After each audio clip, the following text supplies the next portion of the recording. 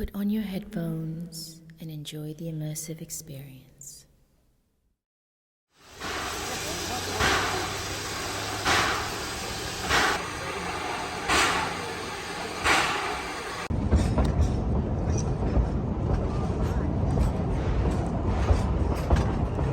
give you an idea of how big an area they logged, we're going to be going past an electrical power pole here in just a moment. It'll be on the left side of the locomotive.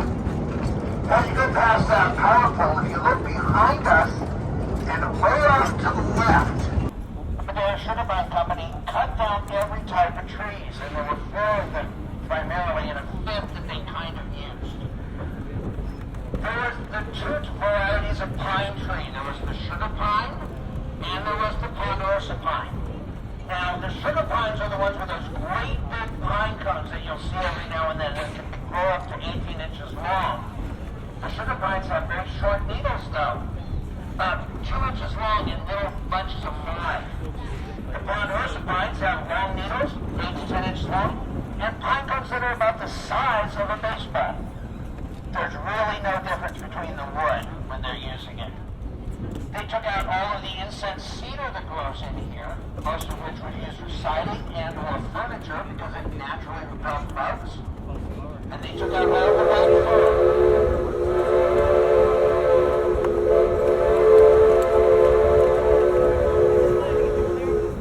They also took out all the white fir, which right next to the engine on the left are some of the white firs. Those were the ones that look like little Christmas trees that you might see in a Christmas tree farm. They also took out all of the California black oak, but the oak never made it to the mill. With that, they would cut it in short lengths and leave it stacked along the track so that the locomotives could burn it, because oak is a hardwood and burns nice and hot. Now, we're going to go through a horseshoe curve here.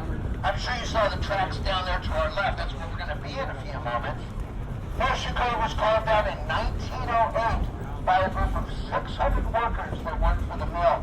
If you look up here on the right, you can see where the original hill used to be. So they had to dig all of this out in order to lay the tracks nice and through this corner. And everything they moved, they piled on our left side. Everything on the left is all man-made hills right there. They did all the work using nothing more than picks, shovels, wheelbarrows, and wagons.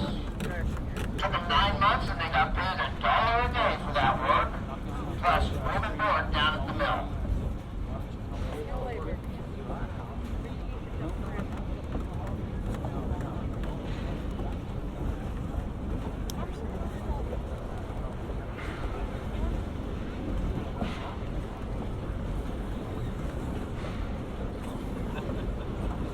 Following up in the station, many of you may have noticed that we're being pulled by a fairly unusual locomotive.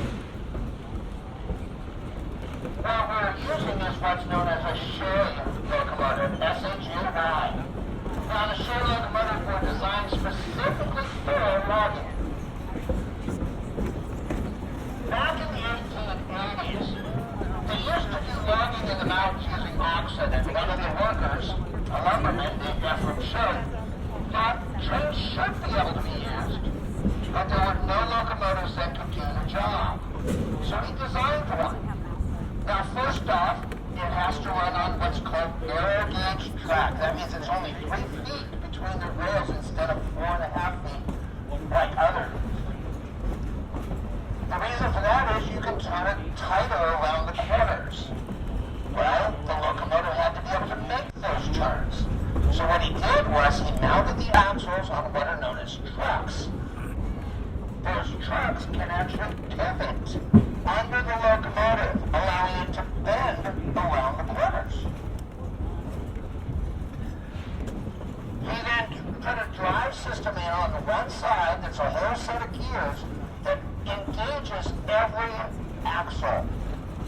Bar number 15 is an 80-ton 12-wheel drive that was built in 1913, making it slightly older than our engineer up there today. Because all the mechanical work works are on one side and all the waterworks and heat are on the other.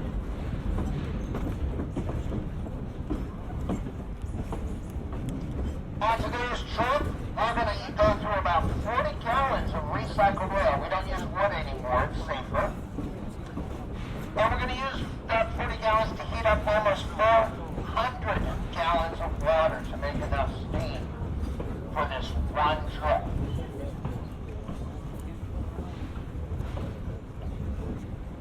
And because we're using recycled oil that comes from a variety of sources, every now and then you may smell Chinese food or Kentucky Fried Chicken. No, I'm kidding.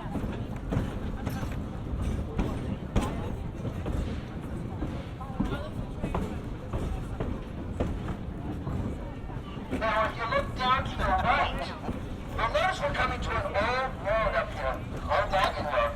That logging road was actually a steam train line when they were in operation in the 1920s. The company had almost 400 miles of track. Now, at any given time, they were using 20 to 30 miles of it. And the rest of it was in the process of being laid into their areas or picked up from areas where they were finished. You'll look forward toward the locomotive on the right-hand side. But remember, please stay seated while we do this.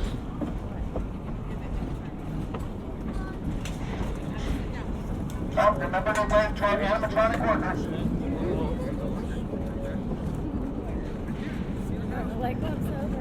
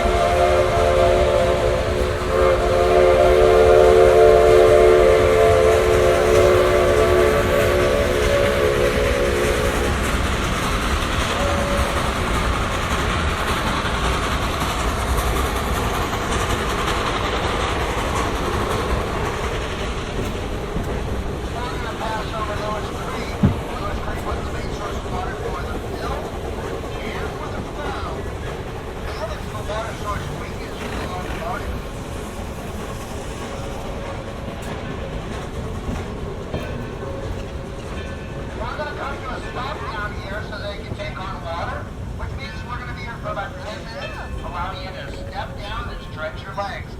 Couple of things, kids, please don't run around. We just don't want anybody getting injured out here in the middle of nowhere. Second, if you have trash that you need to get rid of, there are trash cans up by the engine and down by the restrooms. All of the pine cones, the walking sticks, the plants, all those things need to stay here for other people. And special note, kids, listen. If you see any of the black and white striped kitty cats, do not try to rescue them. They live here. And they stink. Please don't bring them on board.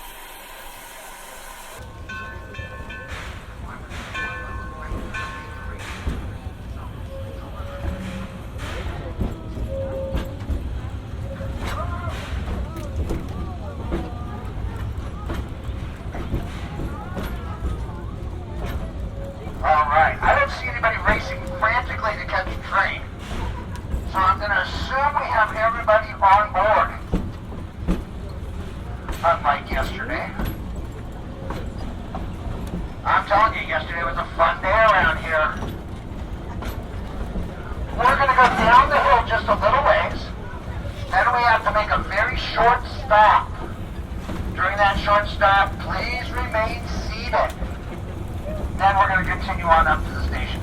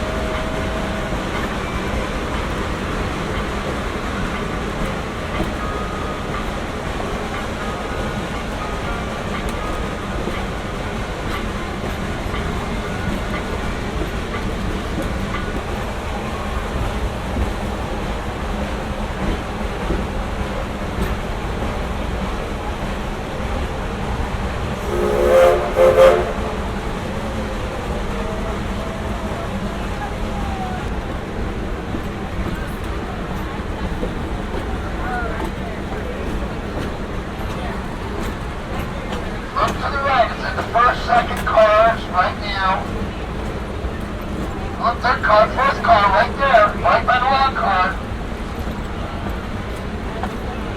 There it is, right there. The other story about that is when they were setting down the tracks, somebody broke a barrel. I really like the giant story about it though.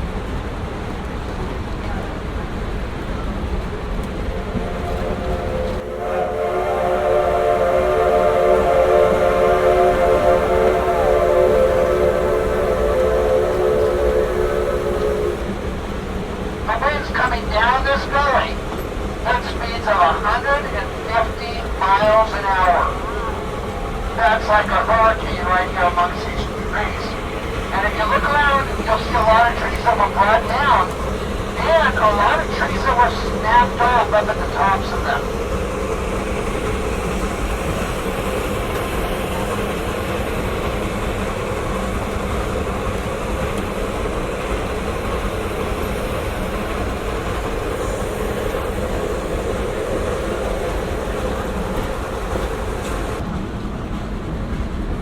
On behalf of everybody here at the Yosemite Moutain Sugar Pine Railroad, once again, my name is Randy, and I've been your conductor back here in the back. You guys have been wonderful.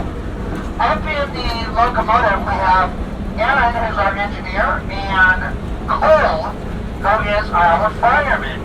When we get to the station, because they would not hear it at all right now, it's just way too noisy. When we get to the station, if you feel like giving them a round of applause to thank them for coming up here and doing this for us, that would be great. Everything at the station is open. I know some of you went gold panning this morning and found some gold. I know some of you are going back this afternoon to help to see Dennis. The museum is open. Feel free to eat lunch at the picnic tables or order lunch at the window. The kids store, the gift store, and everything will be open here for quite a while today. For those of you driving down the mountain or up the mountain, please drive safely out there. We'd like to see you again someday. When we pull into the station, there will be one short blast on the whistle, letting us know that it's safe to stand up and exit toward the station and be over the yellow line.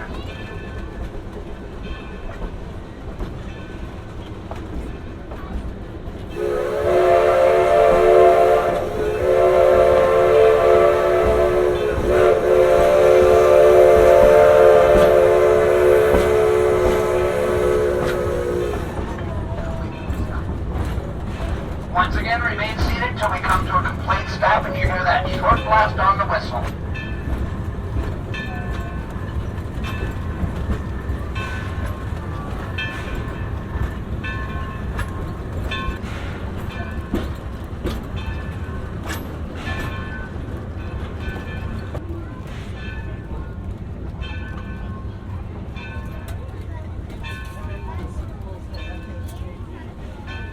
Almost there.